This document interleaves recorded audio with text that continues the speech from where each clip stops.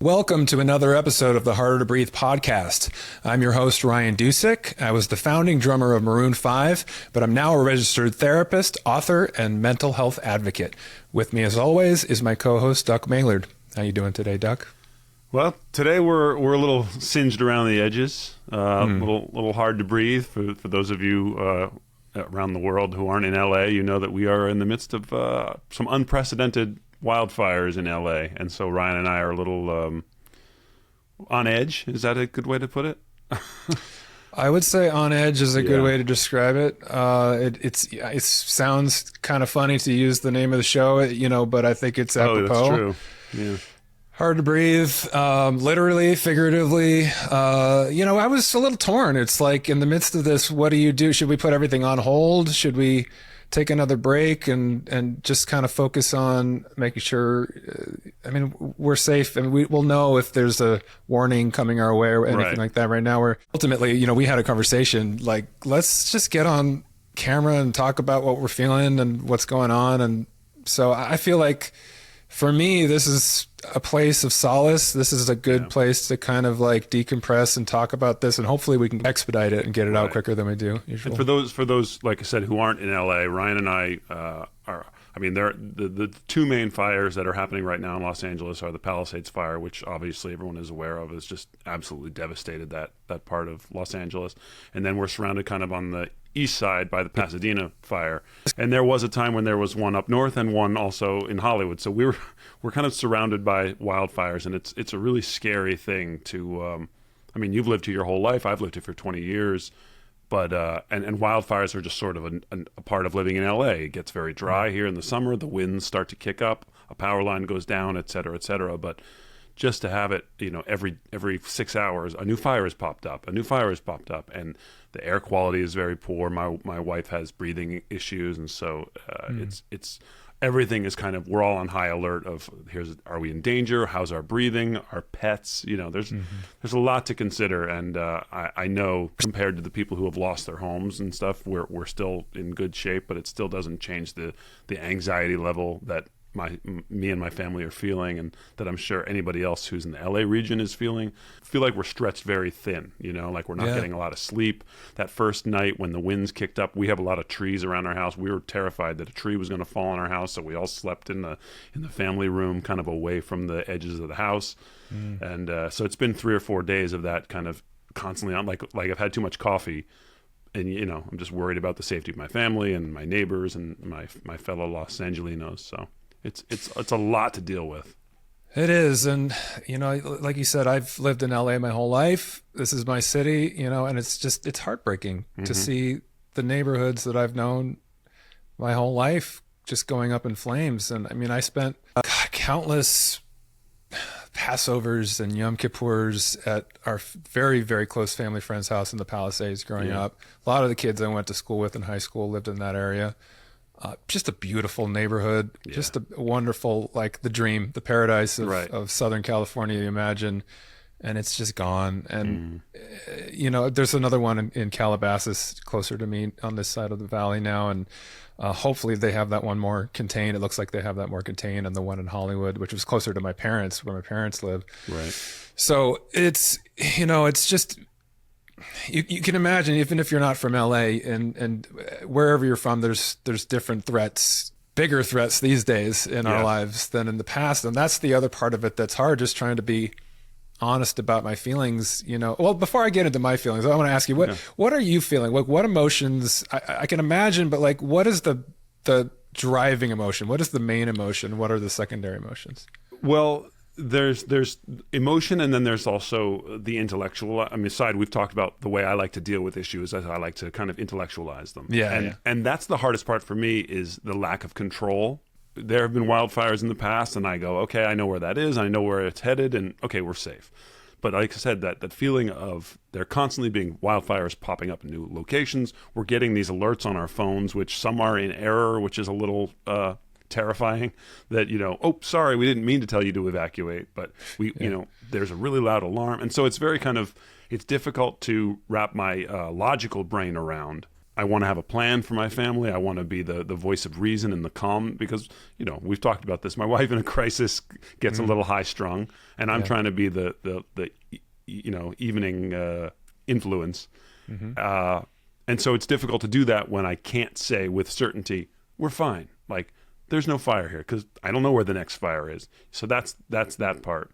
And then emotionally, it sort of opens up a bigger question about fear for my family and stuff, obviously, but also just for myself. Like, I don't want to say mortality itself, but it does open up feelings of like, what would I do? What would my family do if something were to happen? It makes me think about other issues, you know, health issues with if, you know, a couple of years ago, I don't know if I mentioned it on the show, I had a cancer scare. I had a routine colonoscopy at 45, which men and women at age 45, I highly encourage you to go get your colonoscopy done. It's easy, and they can catch things very early. And luckily they did. They caught something. But for a couple of weeks there, we didn't know what I had this mass, and we weren't sure if it was cancerous, and et cetera, et cetera. And so I started to wrestle with all those fears of, okay, do I have a year left in my life? Like, what do I want to do? What do I want to say? What do I want to make sure for my son, and things like that? And they're big questions, you know, and an event like this sort of brings those feelings up again in terms of like, what would I be missing out on if the worst were to happen? And so I kind of go, I don't say I go to a dark place, but I go to a very philosophical and big picture place when I'm confronted with the possibility of something horrible happening, you know. Do you do a similar thing? Do you think kind of big picture? Do you think more in the moment? Well, first off, it's interesting, and it makes a lot of sense that your control issues would be on full alert in this situation. How am I going to make this something manageable? You know, how can I protect myself and my family? How can I assure that the outcome is going to be something I can predict? And when you don't know that, when life throws you something where you can't have certainty, which happens a lot, you know, it doesn't take a disaster for life to be uncertain. It can really be challenging to your emotions because you don't have the normal sort of coping mechanisms of control that allow you to feel like you're on top of things, or at least the illusion of being on top of things. I think that in some ways when it first started happening, even though it was like, oh my God, this is devastating, and seeing how big it was in the Palisades, the first one, I was in a little bit of denial, just in terms of like, okay, this happens a lot in LA. This will be okay. We'll figure it out. And just kind of, am I okay? Is it headed my direction? Okay, it's not yet heading towards me. Kind of downplaying, or whatever the opposite of catastrophizing is. Yeah. But then my mind does go to the bigger picture, just in terms of, I think if I were going to answer my own question in terms of what is the main emotion that I'm feeling, as much as there's fear and worry and the control mechanism kicks in and that makes me worry and makes me feel vulnerable, it's sadness, I think right now, is the overriding emotion. And I haven't had this to this level, I think, since the last time that we had really bad fires in LA a few years ago.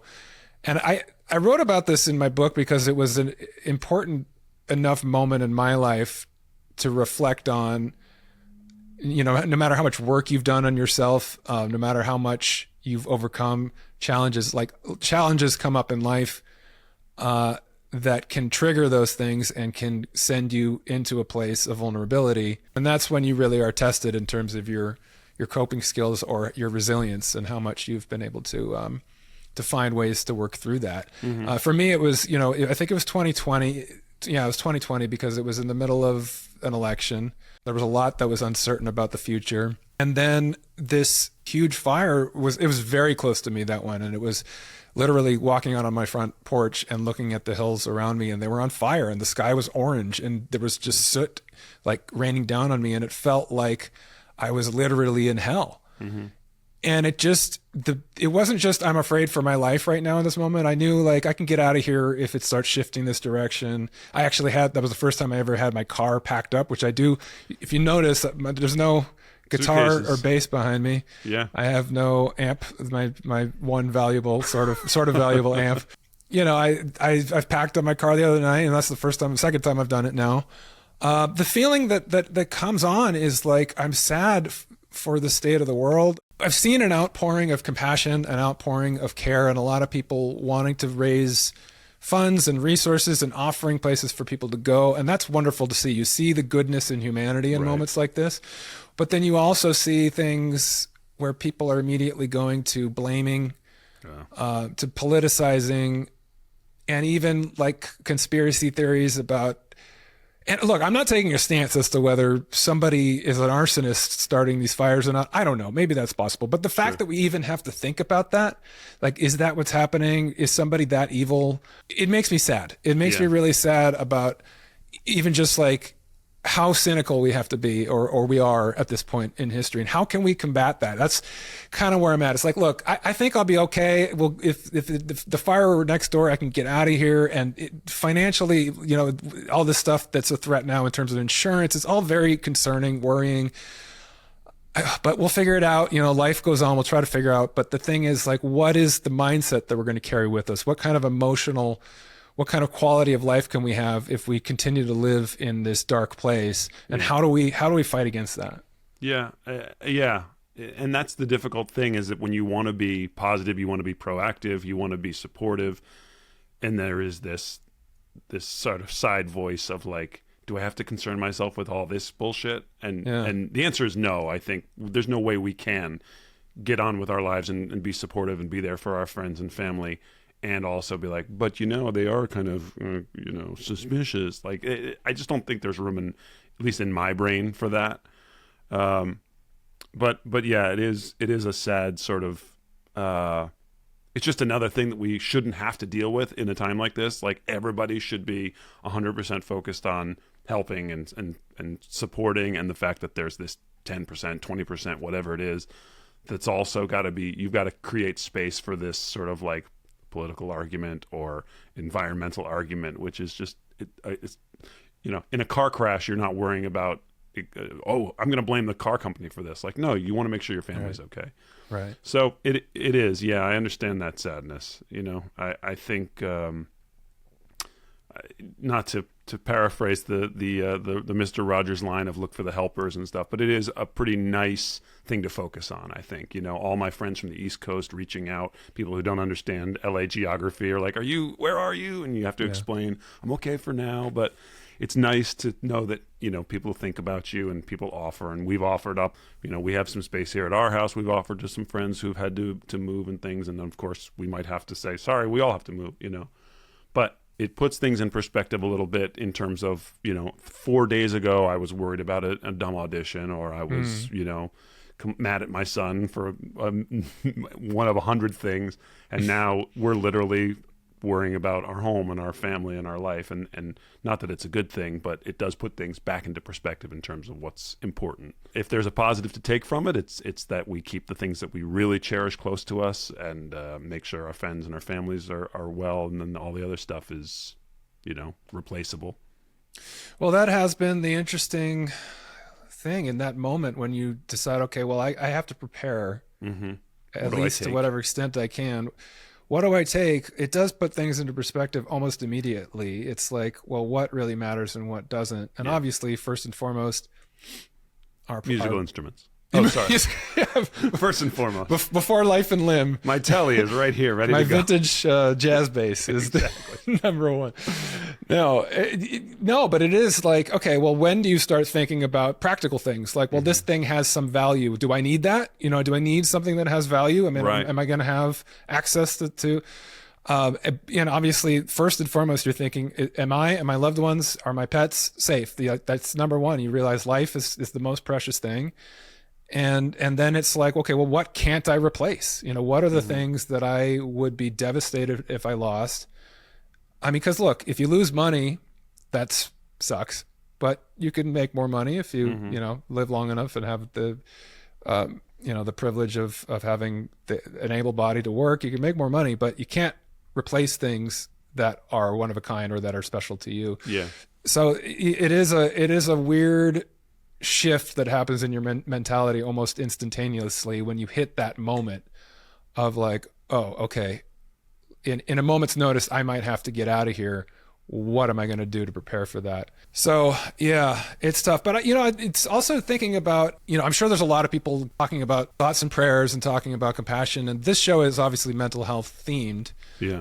And we're right in the middle of a crisis, and the first and foremost is getting through the crisis, making sure that we find some way to get through this. Secondary to that is dealing with the trauma of this, right? And that's sort of while we're going through it and the next phase of it, because that leaves a lasting impact even if you do get through it, especially for young people, if this is in your formative years, or if you do lose obviously people, but things that are of extreme value to you, in terms of a home you've lived in for 30 years, losing all of your photos of your family going back generations, or those are things that are going to be really challenging. And then just the reality of dealing with the fear and everything that comes along with it. And we talked about this in the premiere episode of this season about how there's time to do the other stuff. If provided we live through whatever life hands us, there's going to be time to take action and do what's needed. Whether it is rebuilding or whether it is political, whatever it is that comes that needs to be addressed. But right in this moment, we're human beings having a human experience that's very vulnerable. And we need to give ourselves the kind of grace and compassion to experience whatever we're feeling and not push it away. There's the crisis, which you have to try to get through. And then we have to support one another, and we have to allow ourselves to be vulnerable. Because we know what happens when you don't feel your feelings and you just push them aside. They come back in other ways. So as a therapist, that would be if you were counseling someone who was going through a crisis, what would be your advice to them in terms of maybe an order to do things or methods to kind of deal with, to let those feelings out? Right. So, I'm not a crisis specialist, but there are crisis specialists, and I have studied that to some extent where, I think our instinct as human beings and even as parents is, it's going to be okay. It's going to be okay. And think positively. That's the way we try to encourage one another. And that's good advice in general, obviously for us to try to stay out of the darkness and in the light and moving forward towards hope and positivity. That's good. However, when something traumatic, something that's actually happening in real time that is life-threatening or at least threatening of our sense of security in the world, to not acknowledge that, to not acknowledge how scary that is and the darkness that comes up in the midst of that is a disservice, because now you're pretending that something that is literally threatening you. You're pretending it's not a threat. And that's that flies in the face of reality. So that's not going to help you. So in a crisis, obviously you want to make sure everyone's safe first, but then you want to just really allow people to express what they're feeling and not try to fix it. Yeah. The first thing is be there for them. Right. Just ask them, like I said to you, what is the emotion that's coming up? Tell me what's coming up, primary emotions, secondary emotions, and just having empathy and compassion and reflective listening and allowing that person to have that experience is so important, because it goes a long way of putting that memory that's going to be with you for a long time in a place of compassion and humanity rather than in a place of fear and shame. Yeah. It's good advice, and I think it helps. Like I said, for me, it's always helpful to have what should I do next, like a plan of action. And it's just a nice reminder to keep things in the proper order and keep things in the proper perspective in terms of I am not expected to be a trauma specialist but I can be here for my family and acknowledge their feeling. Last night my son got freaked out when we got the alert. It was like, all right, time to evacuate warning. My wife started going frenetic. All right, let's start packing this. And my son just sort of started to shut down. And I was like, hey, let's take a second. And I took my wife and I was like, let's take a second. Slow down. We're not our house isn't on fire. It's let's start to think about the thing. So let's make this a constructive activity rather than a panic grab the first thing you can find. Because my son was grabbing his karaoke microphone because he's like, I don't know, do I need this? And so it is helpful to have the right order of operations, to borrow from math class. Well, that's beautiful that you can be that in your family and that you're able to take that moment, because that's hard to do. I mean, I think it's understandable why most of us freak out, especially in a moment when the freak out is legitimate. It's there's a legitimate threat. So often we talk on this show about, a panic attack or anxiety, creating this feeling like, oh, I'm going to die. And then we have to remind ourselves, in that moment, hey, you're not being chased by a lion. You're just approaching a phobia or something that triggers. So you have to remind yourself you're safe. And this is sort of the opposite, where, like you say, there is imminent danger. There is a threat to life. And so your 10 million years of evolutionary instinct are kicking in, the fight or flight, and we have to sort of not combat against it, but we have to put it in the right perspective, and we have to put it in the right, like, okay, I'm in danger, but we're not on fire, so let's think about the problem, let's think about our emotions, let's think about what we're feeling, and categorize them properly, for lack of a better term. You know what I mean? So it is sort of coming from a different place than a lot of things we usually talk about on this show, which is interesting, which is one of the reasons why I thought, we both thought it would be good to talk about, because for those listening who might be going through the same thing, or for those who are not in LA and maybe don't really have the perspective of I wonder how that actually feels. Hopefully this is pretty illuminating. And that's a good segue, because, as fate would have it, we actually had already planned today to shoot an episode with a guest who is not from LA. He's from New York, but he was going to be in town for an event that he was hosting for his podcast. So, we're just kind of wondering, are we just going to cancel this? He ended up not coming to LA for this trip, canceled his event and stayed in New York.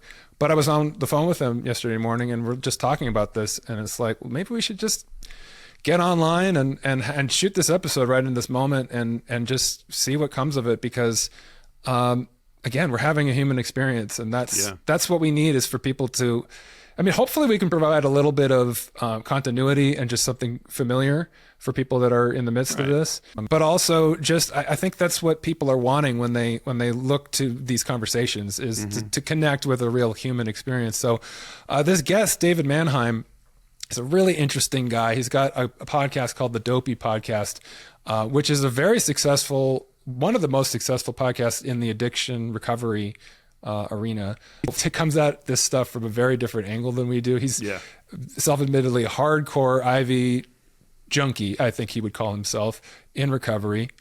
He started this podcast right out of rehab, I think. We met his co-host. 6 months sober, he said. Yeah, he met his co-host in rehab, and they started this thing. They didn't even know each other that well. He actually lost his co-host a few years ago to a relapse, which is, I can't even imagine. Here we are having a great time getting this thing off the ground. The idea that you would have this incredible new sense of purpose in your life, and then your partner is gone all of a sudden. You can tell from his emotion about it that it's still raw. It's not something that the grief has passed completely, or all the complicated emotions that come along with it. So I'm interested to have this conversation, which may be on topic or off topic from what we're going through here in LA. Maybe we'll get into it, maybe we won't. But I just figured it was a good thing to do right in this moment. So agreed. For those who are listening or watching, and if you are in LA and you, like me, kind of feel like I wish there was more that I could do, or if you're not in LA and you want to help contribute, I just came up with a couple of things that people can do to help. First and foremost, the LA Fire Department Fund is a way you can contribute. The firefighters who are obviously on 4 days now without rest and sleep and food, you can contribute and volunteer, give them the things that they need, additional equipment, things like that. LA Food Bank, obviously people who have lost their homes are also are going to be short on food, so you can contribute to that. The American Red Cross is just a great catch-all place to donate if you're looking to donate or volunteer your time. And last, the Pasadena Humane Society. You and I are both pet owners.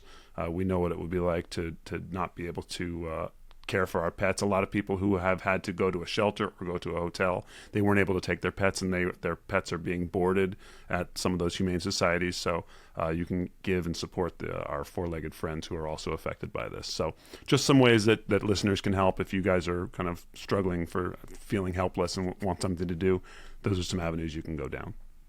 Yeah, please do think, there's a lot of human beings going through some really difficult stuff right now, and their pets. And so thank you, Duck, for compiling those resources. To all of you out there who are going through this, we're with you. We're going through it too. And hopefully we can come together and come out the other side of this thing a little stronger. So absolutely. Without any further ado, here's our conversation with David Manheim right here on the Harder to Breathe podcast.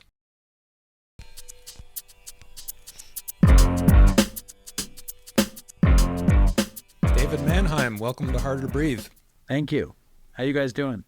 We're doing all right. It's an interesting time. We were talking about it in the intro, and it'll be interesting to hear somebody who's in New York and watching this from afar, what's going on for you? I know you were supposed to be out here in LA as we speak, preparing to do a big event this weekend. Yeah, we had set up we had set up an event to do around COVID, and then COVID happened and it got canceled. And now we set it up to do it. It was supposed to happen on January 11th, and I was supposed to fly to Los Angeles on January 9th. And I think on January 8th, a friend of mine called and he was like, do you see that the Palisades are burning?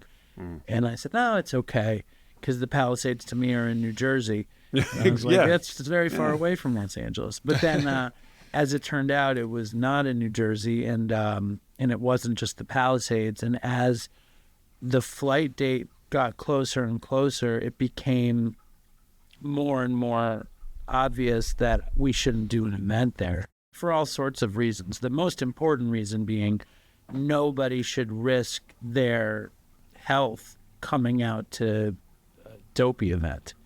And then past there, it's just like, what does this New York City Jew need to jump into the middle of Los Angeles to tout his podcast while Los Angeles is burning and everybody loses all their stuff? And because it was a recovery-based event. And we had and the people that were putting it on are a recovery treatment center called Oro, and they're in Malibu. And as the fires were going, they evacuated all their houses, and they were really looking forward to an event where their people could go and have a good time. But I don't think they realized how bad the fire was going to get, because in the end, how could anyone really get anywhere when everyone's trying to flee wherever they are? And then the other thing is, I'm thousands of miles away in New York. I don't really know what's happening. So why don't you tell me what's happening? How is it there? How are you guys doing? Well, like Ryan said, we talked a lot about the emotion of it in terms of the feeling of lack of control, and that's the biggest issue, at least for me, is that when we think we have one fire under control, there's another fire that pops up, and we get these alerts on our phones, and it sort of stretches your nerves thin a little bit, because you're constantly in this state of, what am I going here? Am I evacuating? Am I staying? So aside from the fear and the concern for human life and your family, there's also just that lack of control where you don't know where you're going to be in 10 minutes, and so it's hard to stay focused. It's hard to stay positive. It's hard to want to do something, like this, for example, where we're like, well, people need our support and they want to hear our podcast and things. So it's like, to try to focus on this for an hour is helpful, because at least it's something you can grab onto and say, this is what I'm doing now. You know what I mean? That's for me. Ryan, might have a different take on it. Well, David, you and I are both recovering addicts. And as we know in the recovery community, it's relatively easy to be on your best coping mechanisms when things are going well. It's when the shit hits the fan that things get really tough. Whether it's a substance or something else, Duck was talking about control mechanisms, feeling like you want control over things. And in a situation like this, the overriding feeling is like everything is out of control. And how do I maintain control? And when you don't have any mechanism to feel like you have control, like, what do you turn to? Totally. I mean, I do 12-step recovery. 12-step recovery is supposed to train you for these kinds of situations. Blank, we are powerless over blank, and our lives have become unmanageable. Right. We are definitely powerless over fire, and our lives are definitely unmanageable when the city is burning down. And then 2 is came to believe that a power greater than ourselves. Or is that 2? Is that 2? Came to believe that a power greater than ourselves. Well, you're an expert at this, David. Yeah. 2 is came to believe that a power greater than yourself could restore you to sanity. And that's like saying, I can't make the fire stop. I can't stop the fire, but I can accept what's going to happen is going to happen. And then 3 is you make a decision to turn your will over to the care of a higher power as you understand it, which is to say, whatever happens, happens, and I kind of have to go along for the ride. I'm a big baby, and if I don't get what I want, I'm like, but I wanted this. And then it's like, especially when it's something like my dumb show on one hand, and then thousands of people losing their homes and people losing their lives and people losing their jobs and kids losing their schools and people losing their communities. So it becomes very obvious what a self-centered baby I am as the thing unfolds a little Well, bit. but David, you might also take it as a positive that the universe keeps giving you signs like you shouldn't fly to LA to do this thing. Like it's like a final destination thing. You tried to do it before and COVID stopped you. Now, just do not come to LA, David. I had a terrible run. I lived in LA for a long time. I lived in LA from 2001 to 2008, and those were some really, really bad years. And I've been back to LA a few times since then. And the first time I went back, I was terrified. Like, I was just terrified of seeing the mountains, because when I lived in Los Angeles, I was so strung out, and I would look at those mountains, go cop heroin, and it gave me this feeling of total fear. And I went out there and I was terrified. I also was going out because I got invited to do Mark Maron's podcast, and I think I was scared about that too. And then I left and I felt better. And since then, I've gone back a few times, and it's been really positive, and I've had a really good time. And I was excited for that this time. So I don't think it's like, don't come to LA. Maybe Okay. it's don't try to put on a show in LA, but we're already going to try to redo it in the spring. Good. And I hope you guys come. And I hope like it's not like locusts in the spring. Or, you know. What's the next biblical plague to hit? I think what people respond to about your podcast, and you in particular, is that you obviously have a great sense of humor about some really dark stuff. You don't shy away from talking about the really heaviest and darkest parts of addiction on your show, but you always do it with this comedic attitude. So how do you walk that? How do you find that balance between the humor and the darkness? That's a good question. I think the show was born before I was really sober. You know what I mean? Like, we started the show. I mean, I was sober, but I wasn't really sober. I was a few months sober when we started the show. And also, the show wasn't meant to be a recovery show. It was meant to be funny, and it was meant to be dark.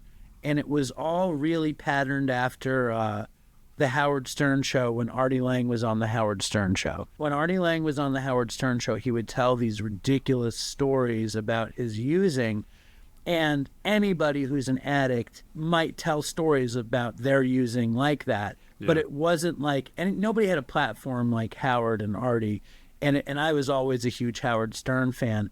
And when we started the show, I had just done I had a background in TV, but it was way background. Like, when I was a kid, I was on MTV, and when I was in my early 20s, I was producing TV.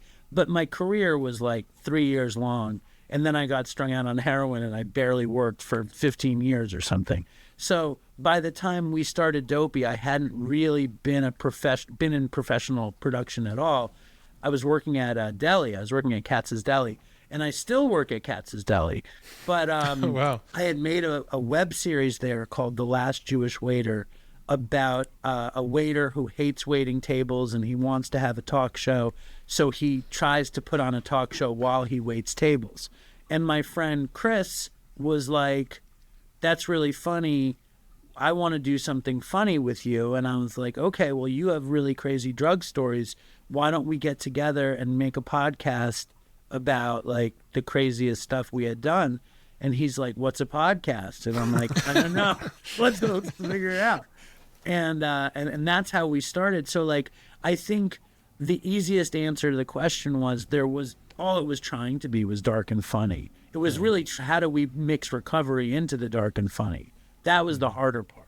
It sounds like you had aspirations. You wanted to be a talk show host. Did you have like a feeling like this could go somewhere? This could be actually a viable thing? Or was it like, let's do this for fun and see where it goes?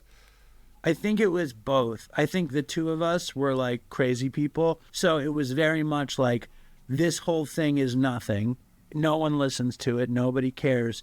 But in both of our heads, this whole thing is bigger than anything. It has the potential to be the Beatles times Joe Rogan, multiplied by the Rolling Stones. Do the But at Beatles have a same time- podcast? Yeah, the Beatles. Yeah, right. It's called Apple Pop. No, they don't. Nice. They don't have a podcast. But I mean, like, that's how grandiose me and Chris were, and how grandiose I probably still am.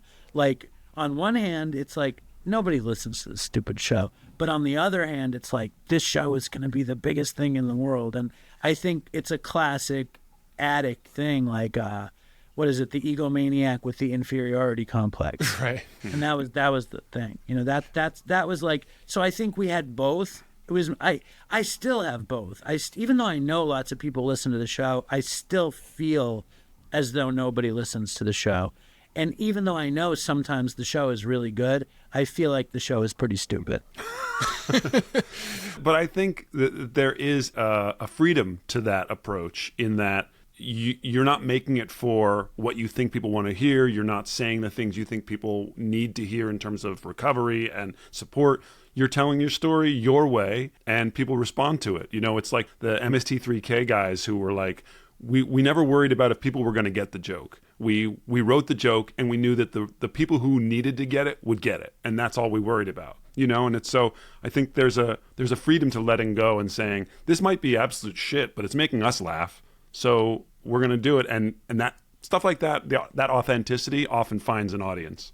And that's what I think network execs and people high up at studios can never wrap their heads around, that like, how could people like this? This is absolute shit. But like, no, sometimes people like shit. And sometimes people like dark humor. I mean, speaking personally, that's where my mind always goes in the darkest times. My dad passed away. My dad was an alcoholic. My dad passed away 20 years ago now, more than that. And literally that day, my sister and I were making dark jokes about like, well, should we drink his vodka? Like, it's our way of coping, and it isn't disrespectful. It isn't cruel. It relieves that pressure. It takes the burden of, we have to be somber, we have to be serious. And it makes everybody feel like they can be a part of that conversation, whether it's a joke or whether it's sincere. So I applaud it. I think it's a great way to deal with some really heavy stuff. Thank you. I appreciate that. Yeah. I do. I wasn't a big recovery podcast person, and I'm still not a big recovery podcast person. And I don't even know how I had the idea in my head that recovery podcasts were sanctimonious and Pollyanna-ish and annoying. But the whole point when we started was, we don't want to make a show like that. So as we did it, and we did, I mean, like the whole show, also we had no gear. We didn't have mics. We talked into the laptop mic for the first 50 episodes. 50 episodes, we talked into the laptop mic. And we only got gear because I booked Dr. Drew to come on the show, and I was like, we can't all talk into the laptop mic with Dr. Drew. He'll think we're fucking idiots. But the real beauty of Dopey in the beginning was, I knew Chris was a great storyteller, and I knew he had done really crazy things, and I knew that I could make him laugh, and I knew that I could make fun of him, and he loved it. So all those three things together made it pretty like a low-hanging fruit. It's like all I was trying to do was make him laugh, and all he wanted to do was tell crazy stories. And between those two things, we covered ground, and our audience appeared because they didn't want to hear the sanctimonious recovery message, and they wanted to feel like they were hanging out with their friends. And that's kind of what we figured out with our secret sauce. That's so interesting, because I think we were introduced by Doug Bopst, who also has a recovery podcast, and shout out to Doug. The Adversity Advantage. Yeah, exactly.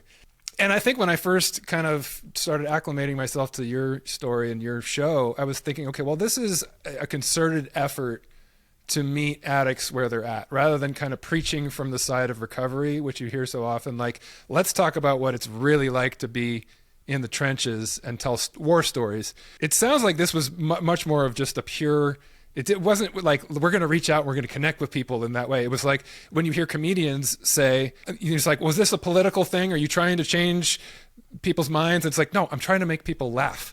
It's just, is it funny or not is the only thing that's guiding. So it sounds like you had that purity of just like, this is something we want to do that feels right to us. Definitely. And it was also just like, my quality control is like, is this horrible? And if this is horrible, then it's not good. But is it okay? Can you listen to it and not be like, ugh, I don't want to hear that? As long as we weren't like people cringing at what we said, I was like, that's good. As long as it wasn't bad, it was good enough. And if it was good enough, it was good. And that's always been my quality control method. As long as nothing isn't good, I'm okay with it. I don't know if that makes sense. It's like okay is fucking great for me. Yeah. And then you have as long as it's not below, then it could be as good as amazing. It just can't be not good. If it's not good, then I won't use it. But if it's okay, I feel very satisfied.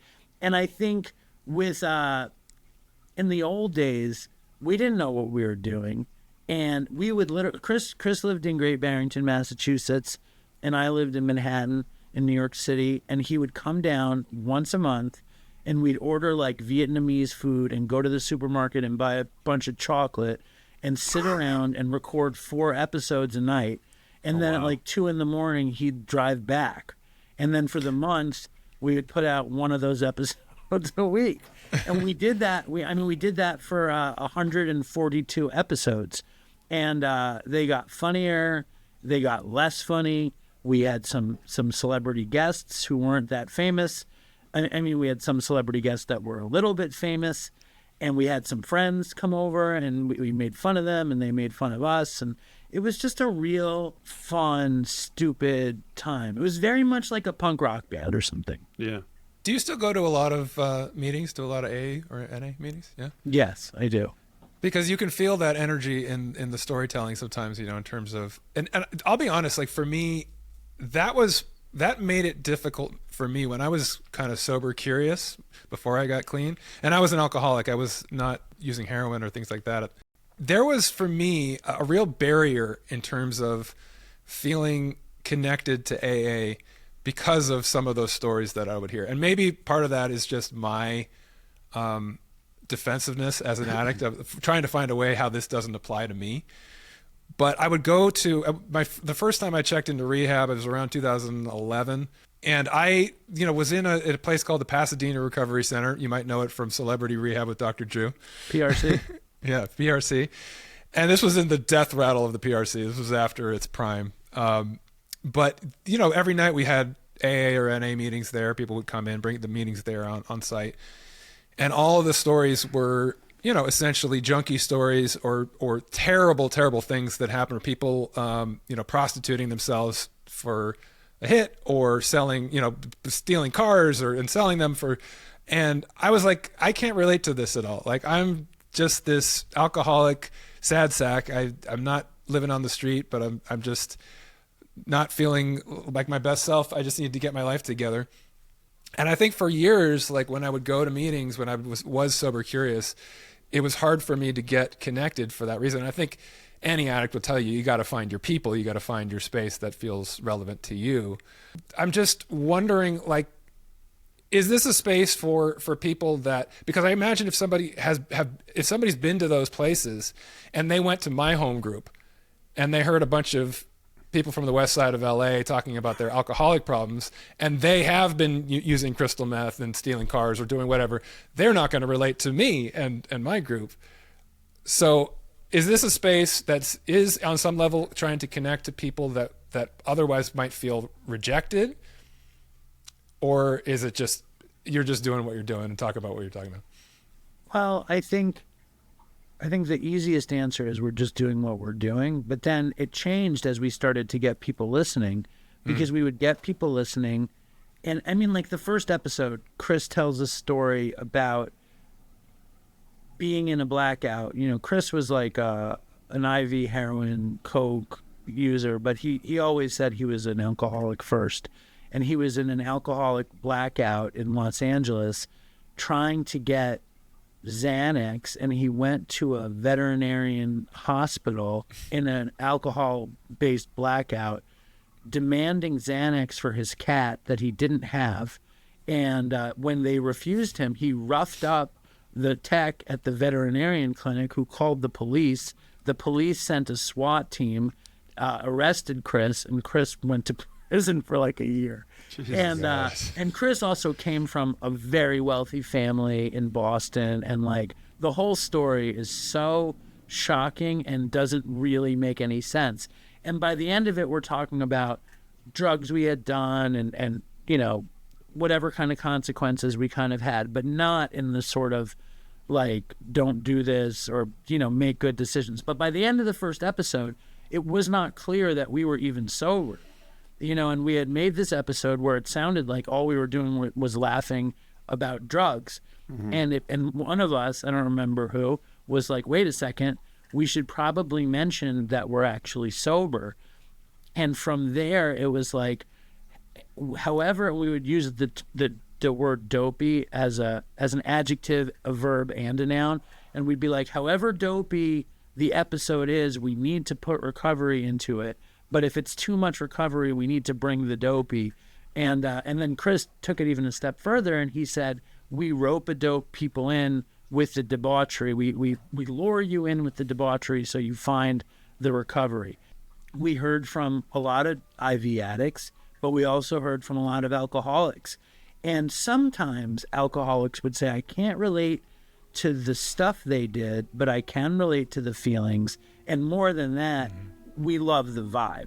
They related to the vibe because they felt like they were amongst friends. And again, that was the recipe for it to work, to feel safe, listening, like to feel like there's a point of entry where you're like, oh, I know somebody like that. That guy's like my brother, or that guy's like a guy I went to high school with, or that guy's like whoever. The real tragedy was that Chris wound up overdosing. He relapsed and he overdosed and he died in 2018, 142 episodes in. And I had wanted to get Artie Lang on the show from when we started, and I'm insane. The shit I do is insane. And I stalked Artie for years until we got him to come on the show. And Chris and I went out to Hoboken to his apartment, and that was the last time I saw Chris alive, was when we left Artie's place. And then after that month, we had the show with Artie. I think we had a recap of the show with Artie, and then Chris died. And I think a lot of people showed up because maybe they had somebody that died, or maybe they loved Chris. And I think a lot of our audience and our whole thing changed so much after Chris died. And before Chris died, I had a very, very, very close friend named Todd who had died. He had died 6 weeks before Chris of a heroin overdose. And that really shook me to my core. Todd had introduced me to my wife. I went to college with him. I traveled across the country probably twice with him. He's one of my best friends. And after he died, I had a different take in general about what's funny and what's not funny, and how much recovery is required in our show. And it meant that some was required and some things weren't necessarily funny. And I think once death became, because people had died before Todd and Chris around the show, and it was very hard to figure out what to do with that, because we had this show about heroin and fentanyl and really heavy drugs, and no one in Chris or my circle had really died before we had started doing Dopey. So people were dying, and we were trying to have this comedy show, and that's when, I don't want to say a balance was formed, because there is no balance when you have tragedy like that, but that's when the light and dark really kind of shared the show. And I think people got so much out of the episode after he died, but it's so painful even for me to talk about now, years later, because it was such a horrible thing. He was 30, I think he was 33 when he died. He had so much good stuff in his life, and I was 43 when he died, or 44, I can't remember right now, because I get so caught up in the emotions of it. And I had just had my second kid, and we had just bought the house I'm in right now, and there was so much stuff happening, and then he dies, and it rocked me. His girlfriend, his fiance, found him when he died. She found his body, and she came on the show when we announced that he died, and she told the story of finding his body. And I think it shook a lot of people up, but it also helped a lot of people who had lost somebody. And with this fentanyl epidemic, so many people had lost somebody that it occupied a different space. But when you have alcoholics who might not identify with drug addicts, you have drug addicts who might not identify with recovery, but after the death, you have these family members who maybe can't identify with any of it, but it created this whole thing where everybody was welcome. It seems to me, and correct me if I'm wrong, but My question was going to be, did you deal with his death in real time? And it sounds like you did. I mean, you did a show pretty soon after with his fiance. It feels to me like two sides of the same coin, that dark humor, but also the willingness to be honest and to be vulnerable and to be sad on the microphone, you know, and have his fiance on to talk about that stuff, because it's part of the world that unfortunately you are discussing and that you both lived. And so did you find it cathartic? Did you find it to be exactly what you and your audience needed? I mean, probably after the fact, you found out how many people responded and said, boy, that episode really meant a lot. But did you find it for you personally that it was like, it fits right in with the brand of this show, that we couldn't take a month off, or we couldn't? Did you joke about it, you know, on that episode? Was there still elements of that, or was it somber for a while? It was somber for a while, but there were elements of it, because I try to be myself as much as I can on the show. So I couldn't not be myself, but it was very somber, and it was somber for a while. And I mean, he died, I don't remember what day of the week he died. But I want to say he died on a Sunday night, if I can remember, or Monday morning. And I was talking with my wife about if I should stop doing the show or what I should do. And I felt very much like I had to do something. And I didn't know what to do. But then I kind of, when I really dug deep into what I wanted, I had always, I mean, like, it's so sad. My life goal was to be a talk show host.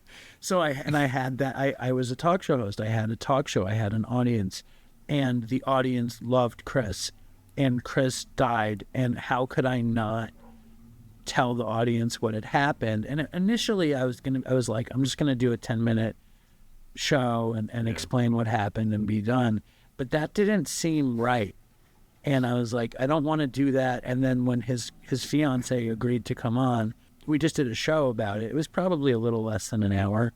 And then the next week, I think I went to Chris's funeral in Boston, and a bunch of people who had been on the show, we were all staying at the same Airbnb, and they agreed to record an episode.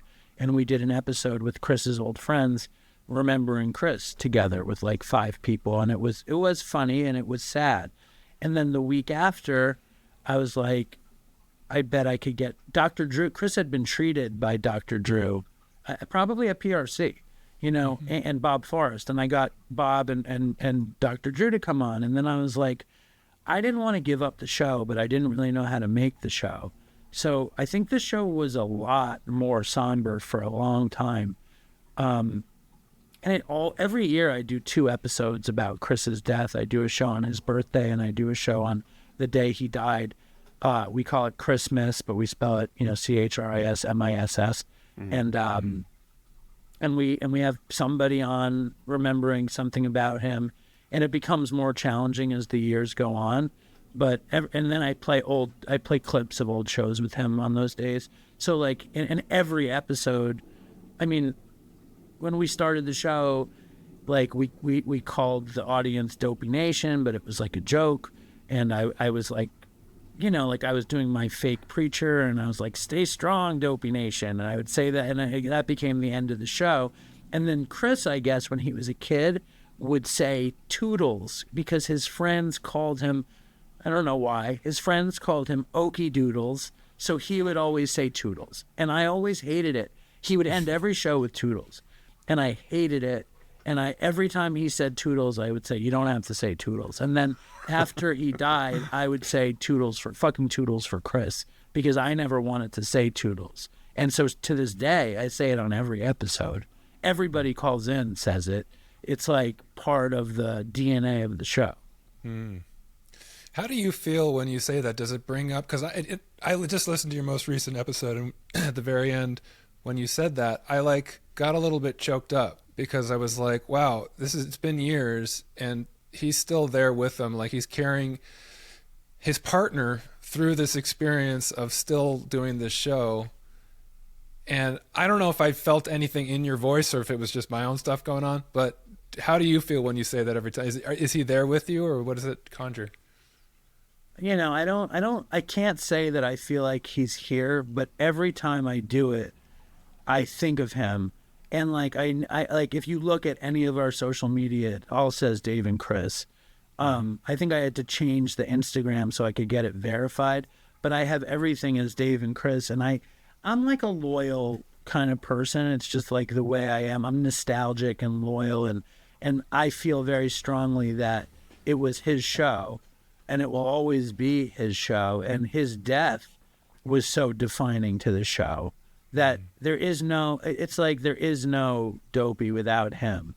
And there is no ending the show without stupid fucking toodles at the end, because that's what he wanted, you know? And, you know, another weird kind of thing is I met Chris in rehab in 2011, and we didn't become the best of friends or anything. I would talk to him like once or twice a year between 2011 and the summer of 2015.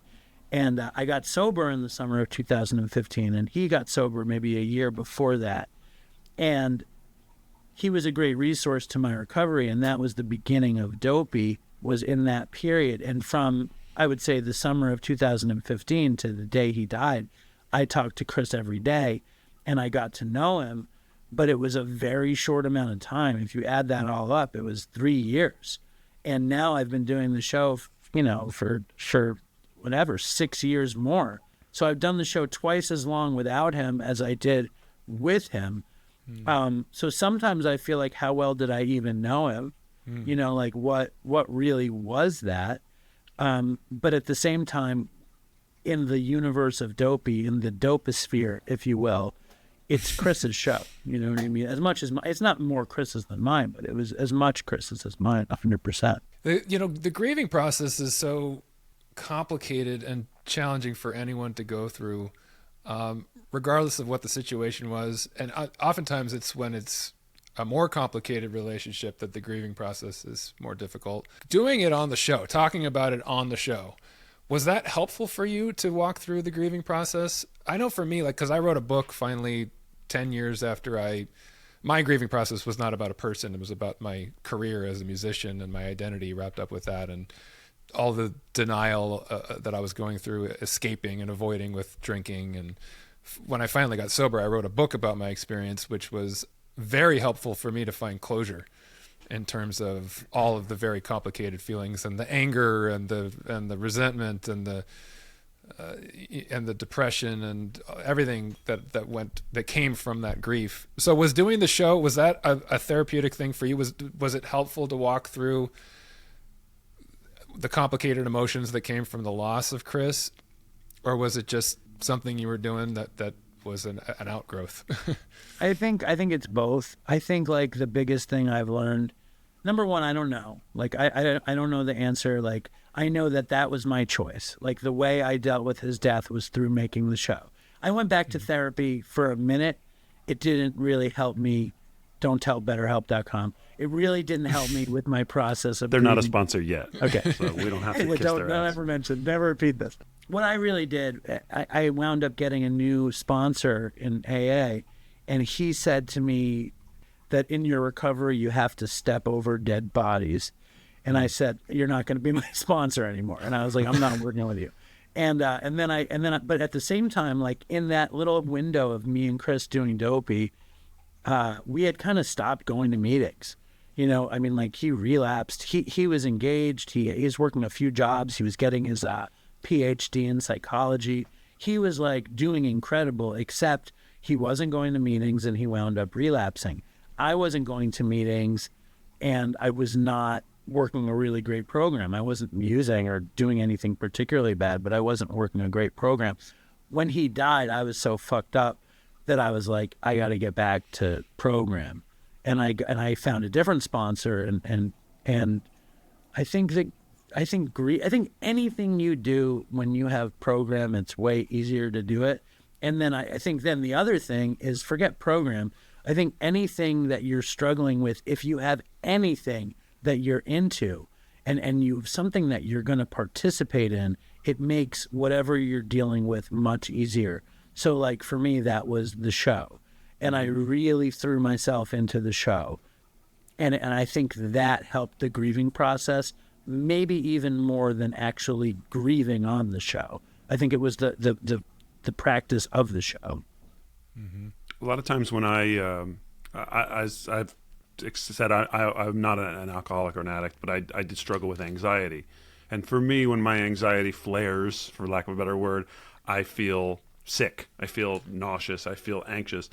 And anytime, without fail, that I have something that I've got to do that requires my full attention, whether it's be my son's baseball coach, go do a job, do an audition, do this podcast, the minute I have a task or I have not a distraction, but something that it requires a focus, my brain can't give equal energy to the anxiety and to the job. And the anxiety and the sickness and all that goes away because I have a purpose. I have something that it's channeling all that energy. And so I would have to assume that, like you say, the podcast for you is the same sort of thing where you've got something to focus on, you've got passion, and it can kind of sort of drain the power from urges or from addiction, anything like that. Totally. I mean, it's also just, it like gives you, I mean, I have anxiety too. And I think one of the greatest tools of dealing with anxiety is being too busy to think about it. And whatever you're busy with, if you're busy with your son's games or your podcast or your auditions or doing service or cleaning your room or whatever it is, exercising, all of those things are amazing tools to deal with grief or anxiety or depression. It's like busy. As long as you deal with the underlying emotion as well. You can't have to do that. You can't just bury it under busy work. You can't just bury it? That doesn't work. Fuck. I think I've done it totally wrong this whole time. I don't know how, like, it's an interesting point though. So how do you deal with the underlying thing besides being busy? Like, I want to make sure I'm actually dealing with it. Yeah. Well, Ryan, I'll speak and then you can tell me.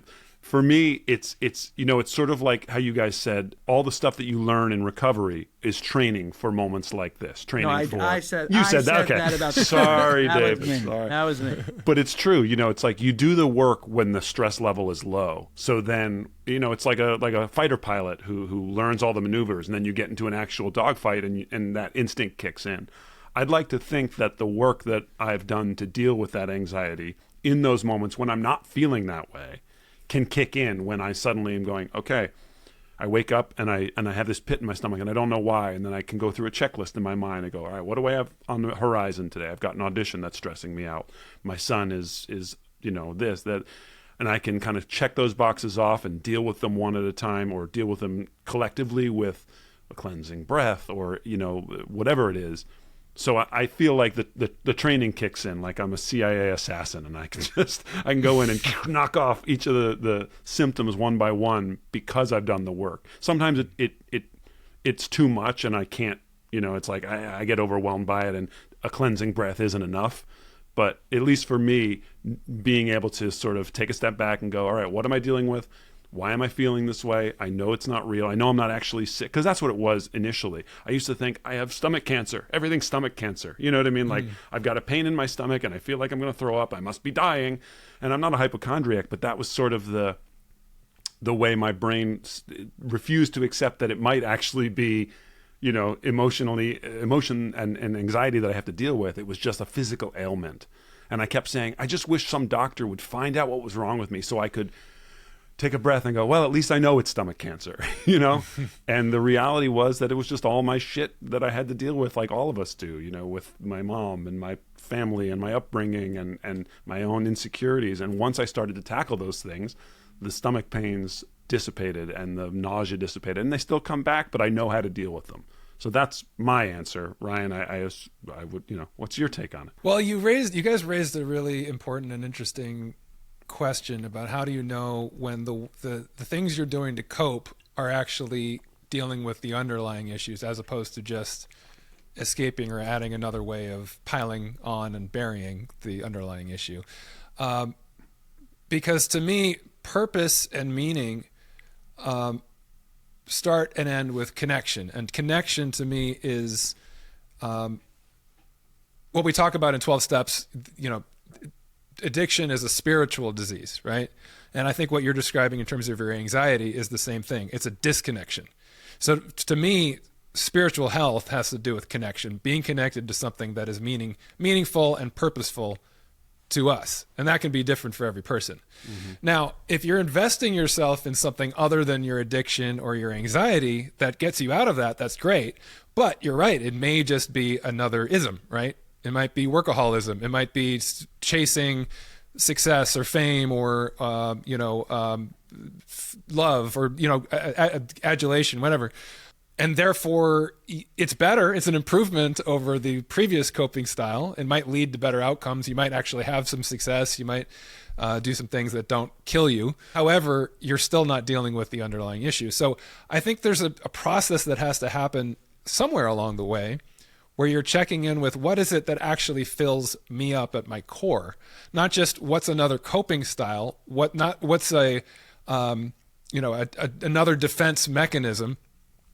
You had last on your show on Dopey, you had Gabby Bernstein on, which I just listened to. And she was talking about internal family systems, right? In that model, you have different parts that are serving different purposes.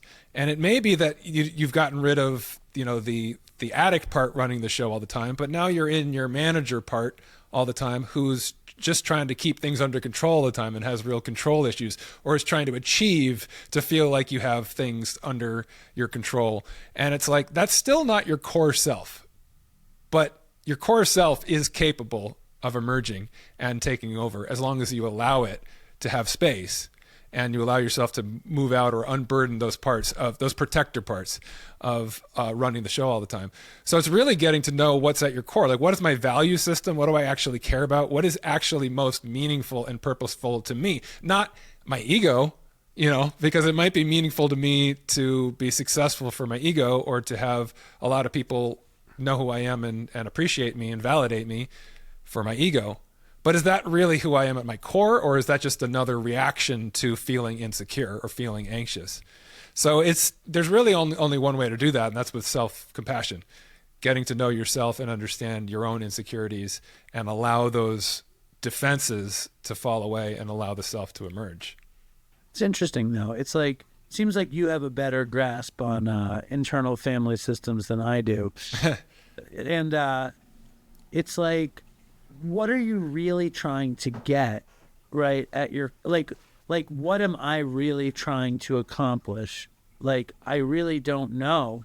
I really don't have the answer for like what I think my ego is definitely a huge part of it. Like, I definitely would like love and adulation and success and money and fame and all that stuff.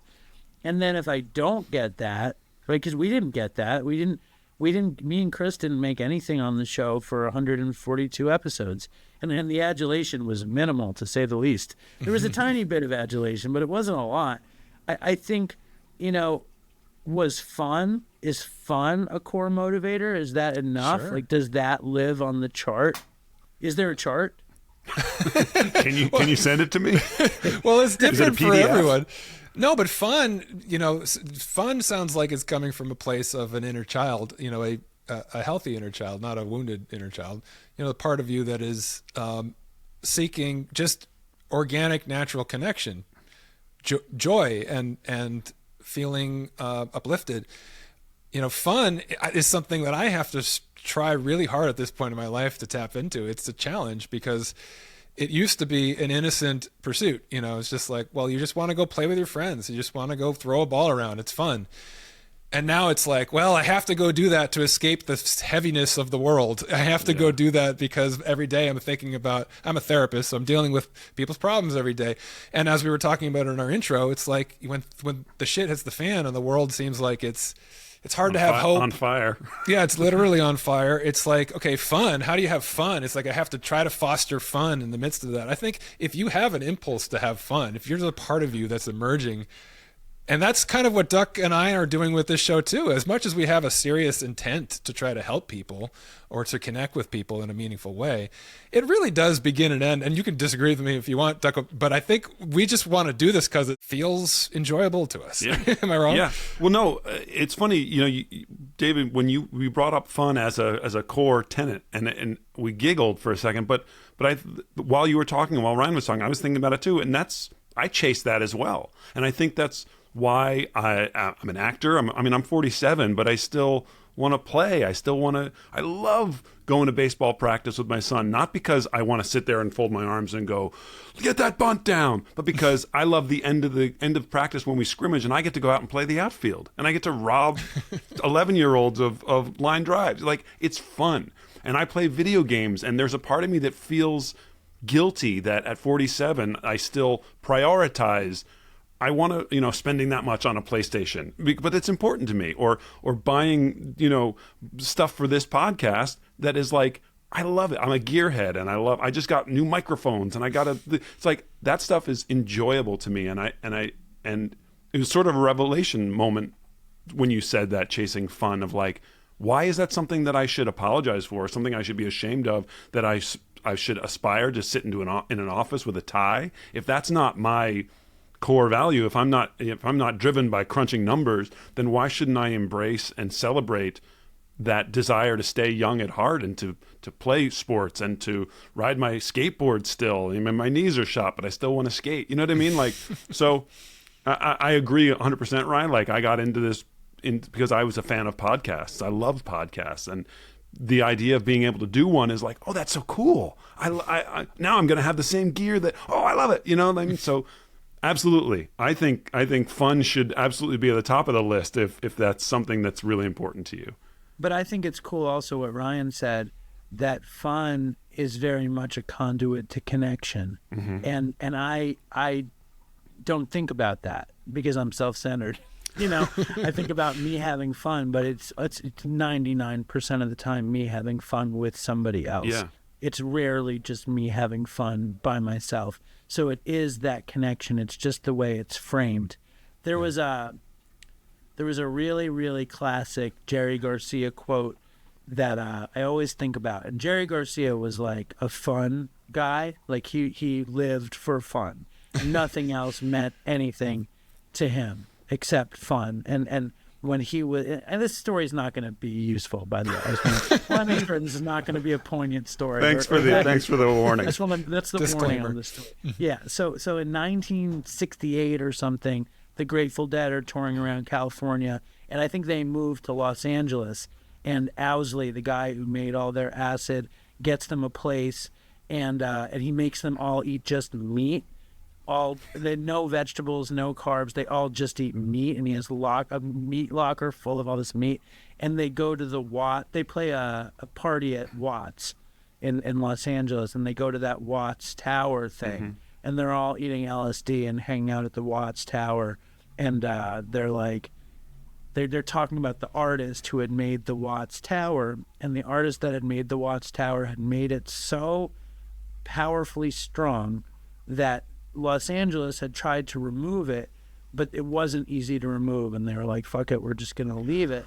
And Jerry's tripping, and he goes, I'm not about that. He goes, I'm not interested in creating something that can never be taken away.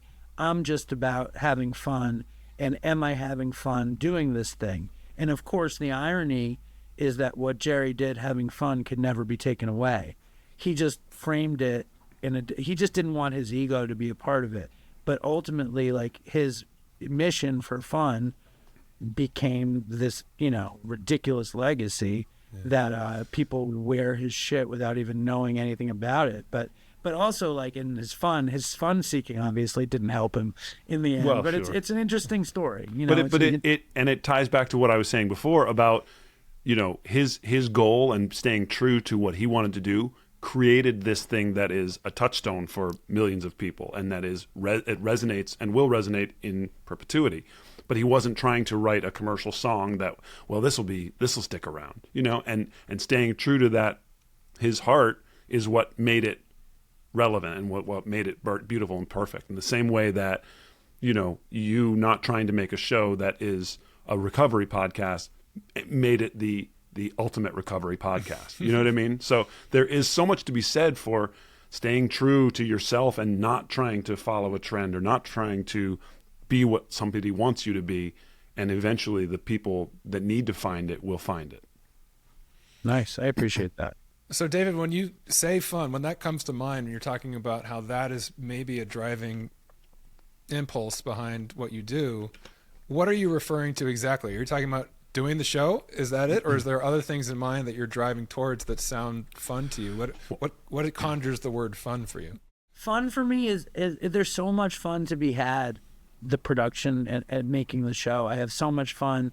Like the last episode with Gabby Bernstein, it was cool. Like we had fun doing the show, but then afterwards I had two of my friends from high school like play cards with me and talk dumb shit afterwards. And like I have fun in every aspect. Sometimes the talks aren't that fun, but I have fun in the talks a lot of the time. And then even if I don't have fun in the talk, today I'm putting up our 513th episode right after I get off the Riverside with you guys. When I build an episode, every show I put music at the front of.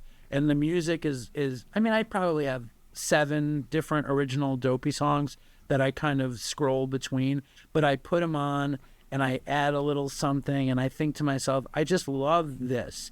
Like this week, I put on we have a parody of Motley Crue's Home Sweet Home. And the lyrics are, I'm a junkie, I love shooting dope, I stay high all the time, will I ever stop? Nope. I love needles, black tar, abscesses filled with pus, wearing makeup and shooting dope is so goddamn glamorous. I love podcasts. One day I'll go on one. I'll go on Dopey podcast because I love heroin. And I just laugh. You know what I mean? Like, it's just like dumb and fun. And then somebody made a Fat Albert, the Fat Albert theme song. Like, yeah, exactly. Yeah. So we go from Home Sweet Heroin to Fat Albert, and it goes, hey, it's time for Dopey. And all the chords come in, and it makes me feel so good. Like, it's just this, and then the art. I like all of it. Like, I love making it as creative as I can. And I grew up loving. I'm a musician. I love like fun, brandy shit. Like, I don't mean Brandy the singer. I love like how the Grateful Dead. Hey, the boy is mine.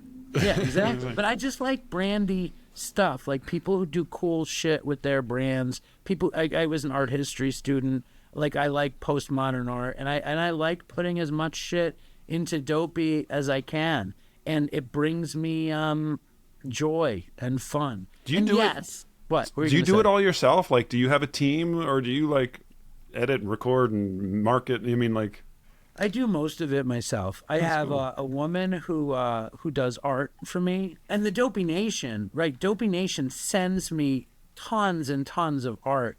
They send me digital art. They send me physical art. They send in the music. This week with Home Sweet Heroin and the Fat Albert Dopey, I had musician friends make that for me. I asked them to, and they did. But we have a bunch of music that people just sent in. We do a Dopey theme song challenge every year, and the audience sends shit in. Every episode has at least 2 stories from the audience, right. Like fucked up drug stories from the audience. And then they get socks. And you get socks, exactly. Awesome. But the team is, I have an editor who I'll send a long interview and they'll cut it down. I have an artist who does most of our thumbnail art. I just hired a guy who's sort of like assistant a little, like not enough. I hired this guy to be my assistant, and what he really does is he goes through the emails and figures out who I forgot to send free socks to. So I pay him to send out free socks. It's like a real, like, financially losing relationship. And then I have another lady who's like an executive assistant, and she works for Adobe, and she doesn't charge me, but she barely does anything. She like donates an hour a week to tell me that I'm great, which is nice. The team is not. Can we get her number? Yes. We need some positive reinforcement here. You guys are doing great. This has been a lot of fun. The team is not as strong as I'd like it to be, nor as cohesive. I do too much. And I have a day job too. When did you get married and have kids? Was it before? Did you start that before you were clean, or was it all since you've been clean? We never actually got married. I call her my wife, but we never got married. But I met this woman in 2009, and I got her pregnant. I actually had met her in, I think, 1997, and then I never saw her again until 2009, and we started dating, and she got pregnant, and we moved in together, and I relapsed, and she left, and we had a baby, and she had the baby on Long Island and lived in a town in Suffolk County, and I lived on the Lower East Side, and I used, and then I was just kind of fighting to get custody rights, and that was kind of the beginning of my journey to sobriety. And then I didn't get sober, and I had lost my my fucking custody. And that's when that was like the moment of truth for me. When I had lost my custody for the second time, that's when I was like, that was like my closest thing to a moment of clarity. And that's when I started really getting sober. And probably just when Dopey started, my quote unquote wife decided that she was down to try again. And we got back together the same month that Dopey started. And I moved out to Long Island, and we had another baby just before Chris died. We had our second daughter on May 15th, and Chris died, I want to say July 16th, and Todd died in the middle of June. But so my family, my first daughter, like I got sober when she was 5, and I barely, I saw her every week, and I didn't use when I saw her. It doesn't really matter, but I got totally sober when she was 4.5, and my other daughter never stood me high or anything, and I have a very, very tight relationship with both of them, and they're like, we live together in a house in Suffolk County, and my life is pretty great. That's awesome. Well, since you're a Howard Stern guy, I'm flashing on that scene in Private Parts where he's fighting with his wife because he's talking about this really personal stuff, and the kind of stuff he talks about that's just, she has to hear it, she has to listen to it, and her friends are like, how do you let him talk about this stuff? Does that ever come up in your relationship, either with your wife or just because of the kids are going to hear it and the kind of stuff you talk about on the show? Definitely. I mean, it started like, I didn't tell her about the show, right? I didn't tell Linda about Dopey. And I think we had put out, 13 episodes or something, and I hadn't told her about the show, and we were eating at a diner on Long Island, and I told her about the show, and she's like, and she didn't know what a podcast was either, and then she started listening to it, and I'm telling some story about her dad. I'm like telling her a story about her dad, and like, I don't even remember the story, and she's like, what the fuck are you doing? Like, bringing my family into your junkie podcast. And she's like, you gotta it's Dopey, honey, not junkie. Dopey. Right, well, exactly. Yeah. And she goes, you got to take the whole thing down. Oh, wow. And we had just gotten back together, and I had spent years trying to get my family back together. And I said to Chris, you got to take it down. And he took it all down. And then we had started getting emails of people saying that it helped them. And Linda's a therapist, my wife, and she's like, okay, well, I guess if it's helping people, you can do it. She goes, but I don't want you telling stories about our family on there. And I was like, okay. And we wound up taking off, like the way we started the show.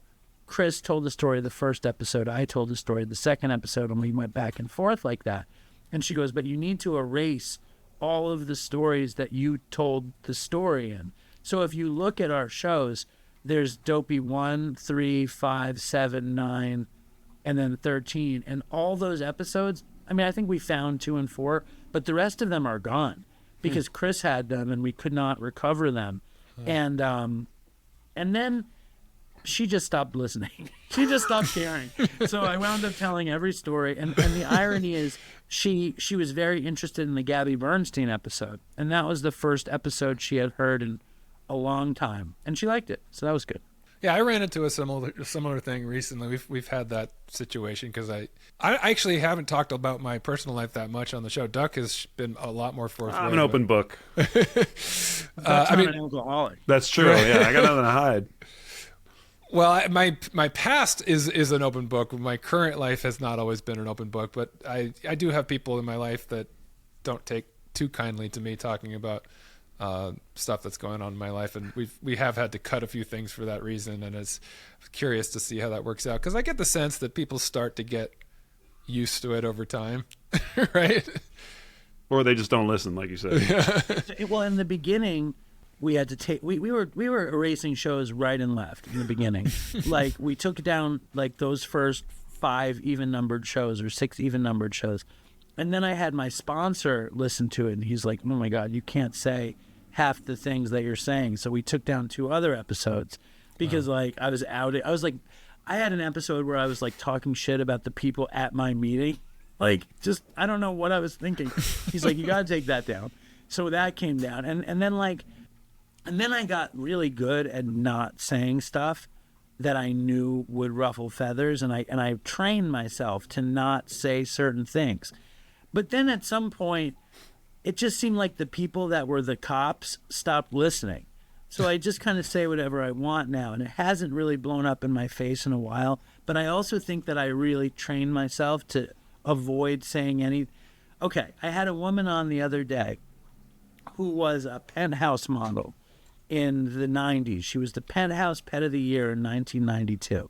And if you Google her, there's a picture of her vagina, you know, like a big, like, beautiful picture of her vagina. And I'm not trying to be Howard Stern, but, like, how often are you going to interview somebody where you see their vagina well lit? And, like, I want to well lit. Okay. Thanks for the qualifier. You know, it's a well lit,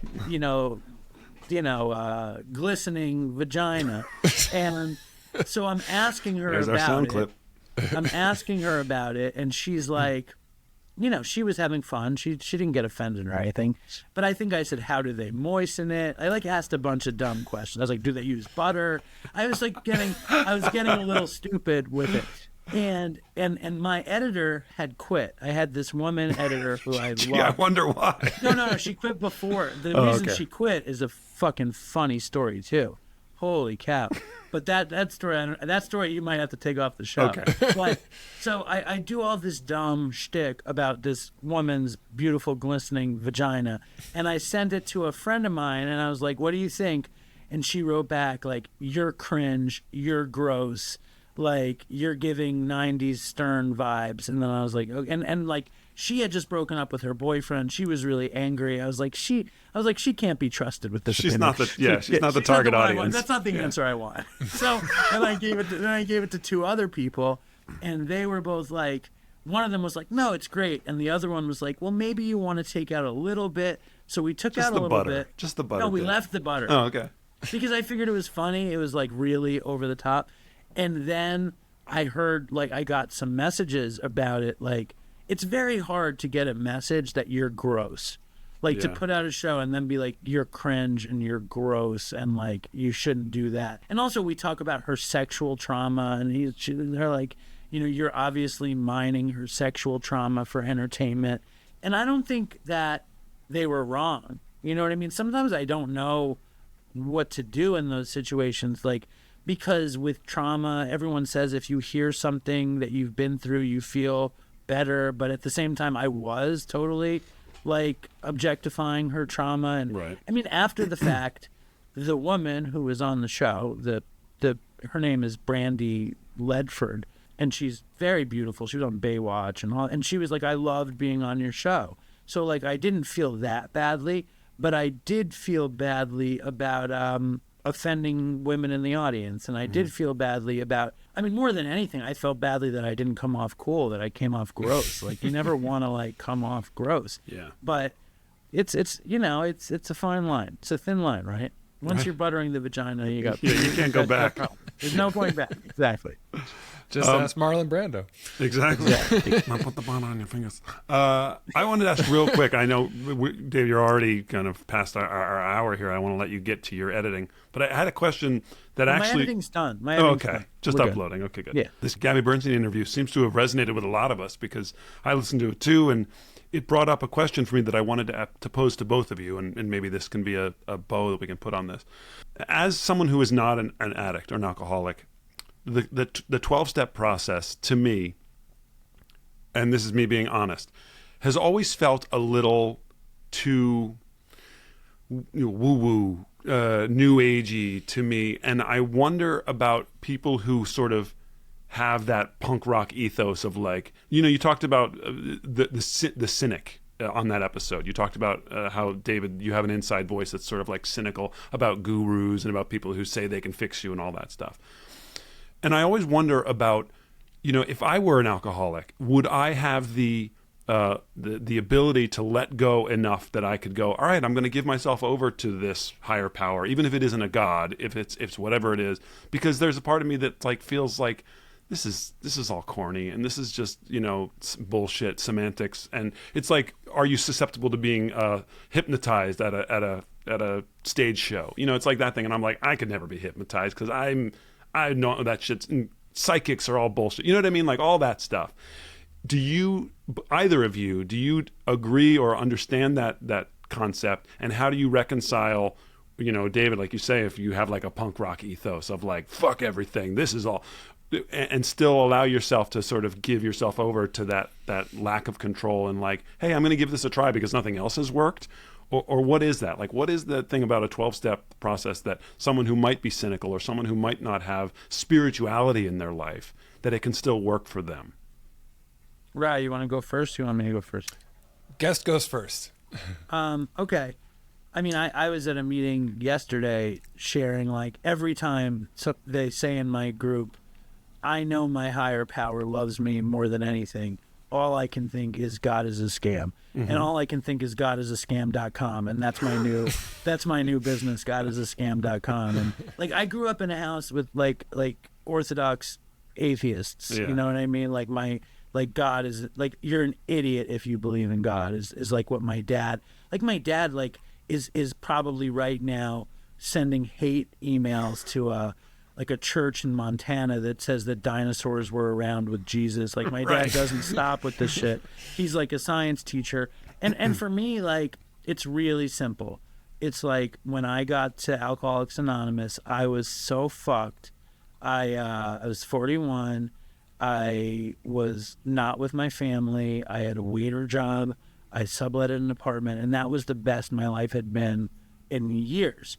And like, I was desperate. I was beyond desperate. I was fucked. And I didn't have, I always wanted spirituality, and I wanted spirituality like through drugs. Mm-hmm. Like, I wanted spirituality like through psychedelics and through experience and like through like intellectualizing the wonder of the universe and like this other kind of thing. And I found a sponsor, and I said, I'm really struggling with a higher power. And all I heard over and over and over again in AA, like I had gone to Narcotics Anonymous and I was a drug addict, and all I heard, I just kept hearing about drugs, and I kind of wanted them, and I kind of just wanted to use them. And when I got to AA, I heard they read this thing at the meeting I went to. They read this thing at the beginning of the meeting, and the thing is part of the book in Alcoholics Anonymous, which is called Alcoholics Anonymous, which people call the Big Book. Mm-hmm. And there's this thing in it that's called How It Works. And it says, rarely have we seen a person fail who fully followed the path. Rarely have we seen someone not do it if you really followed it. And that resonated with me because I had never fully done anything except used, except chased drugs, used, done whatever I wanted. So I was like, okay, they've rarely seen anybody not get better who really tried to do this. So at that moment, I was like, I am going to thoroughly do this thing. That was a decision I had made. And a big piece of doing the thing is having a higher power of your understanding. And they say really stupid things in these meetings. They say, like, it can be a doorknob. Like, that's something you hear in a meeting all the time. How a doorknob can be a higher power, I don't understand. It doesn't seem like a great thing. But for me, it was like the universe felt like an okay thing. Mm-hmm. Like the fact that it rained and that flowers existed and bees pollinated them and we can talk and you can have an emotion. All these things I knew all that was bigger than me, and I was like, I like that. But my second sponsor, he said, do you have a gift of desperation? And I said, I'm desperate. And he goes, well, call it a gift of desperation, and that can be your GOD. And I've heard people say group of drunks, group of drug addicts, great outdoors. If you're struggling with a higher power, there's a million ones to just claim. And then basically what it's really saying is it's not up to me. I can't control it. The addict and the alcoholic have this sense that if they can't control something, fuck it, I'll drink, I'll use. It's like 12 steps. It's like the last house on the fucking block. Doc, be happy you don't need it. Be happy, be happy that you don't need the higher power. But at the same time, once you unlock the spirituality, it gives a lot of gifts, and I don't know if I've answered the question properly, because I never thought of myself as somebody that would be big book person or a 12-step person, but it really saved my life. Yeah. And the other thing, it's like the 12 steps, people break them down into 3. Like the first 3 steps is trust your higher power. Then the next 5 is clean house. And then the last 4 is help others. So if you trust God and then you fucking do all the work on yourself, which is excavate all the horrible shit so that you're free of your shame and your regret and all that stuff, and then you can actually help somebody else, that's how 12-step operates. Gotcha. That's the layman's term. And then Ryan, you should have gone first. We'll let Ryan put a big bow on it and wrap up the episode with it. It's perfect. See, we've done this before, David. Sorry. Well, first off, Duck, you have been through the 12-step process to a certain extent. A little bit, you did Al-Anon as a kid, right? I went to some meetings with my mom because she was searching for the answer too, because my dad was, It doesn't sound like Duck really worked the steps. I did not. It did not work. I didn't work it. Okay. But I'm familiar with it. But it isn't even just not to put a caveat on it. But it isn't just the concept of God. It's just that sort of that overall concept. Even sometimes on this show, I feel a little like an imposter, being like, "Hey, we just have to be together and love." Like, because sometimes I'm a cynic too, and I'm like, "Ah, fuck that. I don't want to support my fellow man. I don't want to just believe in love." So that's all I was talking about in terms of like, how do you reconcile believing in something that isn't tangible and that it, you know what I mean? So that's just to clarify my question a little bit more. Well, David, you referenced that passage from How It Works, and there's the takeaway that everyone says at the end of meetings usually, which is it works if you work it, right? And I find that to be very true. A lot of people that are skeptical of the 12 steps or just recovery in general will quote this statistic that, why even bother going into rehab or going to meetings? It only works for 10% of the people who do it. Mm-hmm. And my feeling, having gone through that whole process, is like, well, 90% of the people there aren't ready to work the program. They're finding every excuse why this doesn't apply to me, or why I'm only here because my wife wants me to be here, or my parents put me here, or so. If you're in that mindset, of course it's not going to work.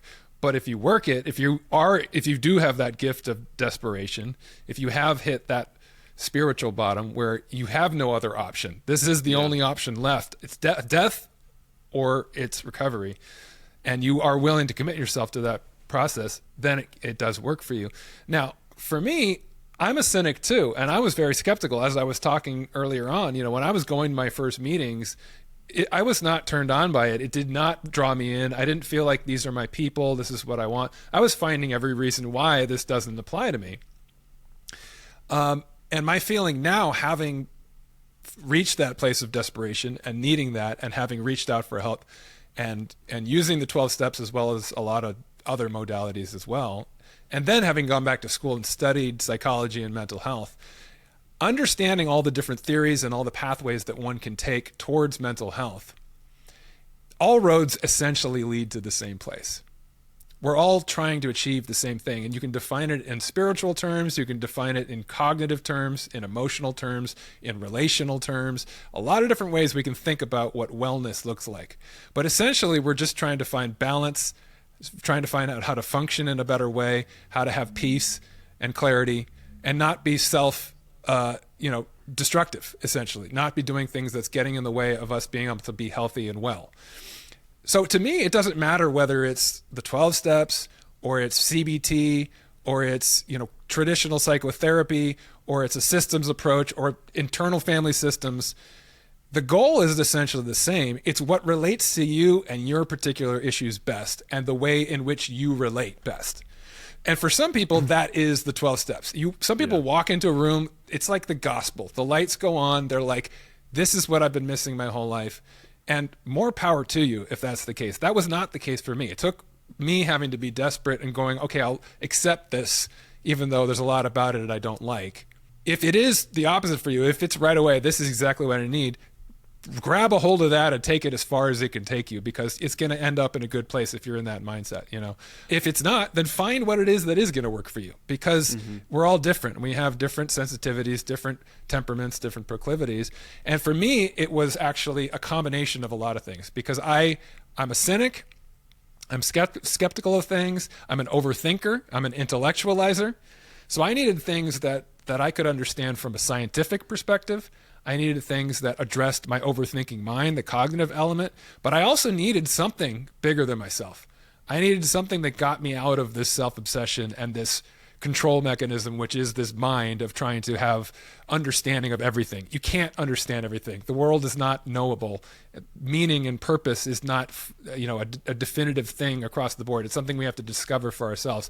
So I found that I did have to go on a spiritual journey, but it had to be something that was specific to me and my proclivities. And I think we all have to do that. And it may be trying to find the right meeting. For me, it was, I went to a lot of NA and AA meetings until I found my home group, the one that worked for me. It may be that you have to search a lot of different modalities or a lot of different treatment centers or therapists or whatever it is. I can't really judge someone because they like the new agey approach, and that's not my thing. If it works for them and they become a better, healthier person, then it works. Yeah. And the same thing is true for the 12 steps, and the same thing is true for and it's funny, even as I asked the question and listened to both of your answers, I put myself in a position where, yeah, absolutely, I'm not an addict. But if I substituted addiction for anxiety, and there were times when I was at the end of my rope and I would do anything to not feel like this, I bet I would give myself over to something that I, in a moment of health, would say, that's bullshit. I'm cynical of that. But in those moments, I bet I would be open to that, because I would have no other option. But it's like when you say give yourself over, I'm thinking like you're shaving your head and putting on a robe, and it's not so dramatic. It's like I remember my friend Todd. Although I would love to actually just take it all off. You have beautiful head hair. But my friend Todd hated AA, hated NA, hated 12 steps, and he would come on the show in between relapses, using and whatever, and he'd be like, well, how long do I have to go to meetings? And there was a woman in Great Barrington, Massachusetts, who wrote this email into the show, and she said, I think Todd's going to die. He's never going to, and I told Todd that this woman said, and he did die, obviously, and she said, you go to meetings until you like it. And I love that. And it's like, and it's true. It's like, I go to this meeting, it meets 7 days a week. It's all fuckos from Long Island. I'm like Jewish Dave there, and they're all like Trump supporters. Well, I say it in a loving way. I mean, Jews. Yeah. They're contractors and cops and whatever. And I get community, and I get friendship, I get laughs, and I get spirituality and free coffee, and it's a good mix. Yeah, at the very least, it's community, it's connection. That word that is so important. There's a lot. I mean, that's why we say, like, also go and take from it what you need and leave the rest. If you go into a room and you hear 8 things that are a turnoff, and you're like, oh, this person is, what does that mean? A doorknob, and then you hear one thing that helps you that day, that gives you a little bit of hope or a little bit of, eases your anxiety a little bit. Just take that. That was what you gained from that meeting that day. The other stuff was not relevant to you. And it made that trip worth it. And so that's true about the process in general. I mean, it's like, if it had just been the 12 steps for me, I don't know. I don't know if it would have been enough. I needed other stuff. But it was invaluable. I'm so glad I had that experience. And going to those meetings, I got a lot of support, got a lot of connection. I got the sense that I wasn't alone. And it gave me some structure when I needed it. Even if some of it was not stuff that was relevant to me, it was like, it actually is very similar to a lot of other methodologies in terms of mental health. I mean, finding humility as the first step is the first step of any recovery, whether you're an addict or not. Realizing my way isn't working. You have to. I mean, just going to therapy, finding a therapist, that's an act of humility. Clearly, my way is not solving my problems. I need somebody else's perspective. So that's the first step of everything. And then this middle part where you talk about, taking inventory and dealing with, turning the lens around instead of always looking outward, why the world is the problem, actually looking at like, what are my character traits I need to work on? What are the things that I've been carrying with me? That's trauma work. You're dealing with the wounds that you've been carrying your whole life and your defense mechanisms, the way you've been trying to cope with it and trying to heal those things. And then you're trying to how to live a life that is of service so that you're not always focused on you and your problems all the time. So it makes a lot of sense just how a methodology of going through those steps gets you out of self-obsession and into a process that's going to be more healthy for you, regardless of whether you believe in the God thing or what your definition of spirituality is. So Gotcha. Looking at it in those terms, it's no different than any other. It's just, does this work for me or does something else work for me? But having an open mind is always helpful. Absolutely. It's more of a question I've always wondered about, like, what if I'm not the type of person who believes in that stuff? How do I give myself over to it? And you guys There's other things. You just have to do something. You just can't do nothing. Yeah. And then you could do nothing too, but you're probably not going to get better. That's true. We tried nothing. Let's try something.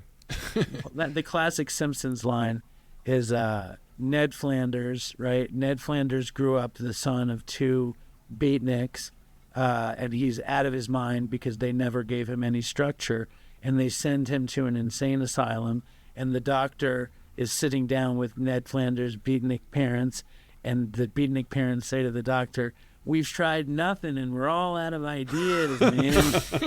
And that's like, that's the story. If you got nothing, you got nothing, whatever. Well, that's a good place to end on a note of humor. David, this has been just awesome. Thank you so much for coming on the show. We really appreciate it. Thank you guys for having me. I had fun too. I learned a lot. It's a good time. And I really hope that the event does happen out here in the spring and we can all get together in person. And Yeah. You guys should definitely come. You should definitely come. It will happen unless the locusts come. Right. Unless barring God's will, hopefully it'll come. Well, now we have. You mean the doorknob, right? Whatever your God that wants to keep you from LA is. Yeah. Yes. But I really appreciate you guys having me. So thank you. Dave.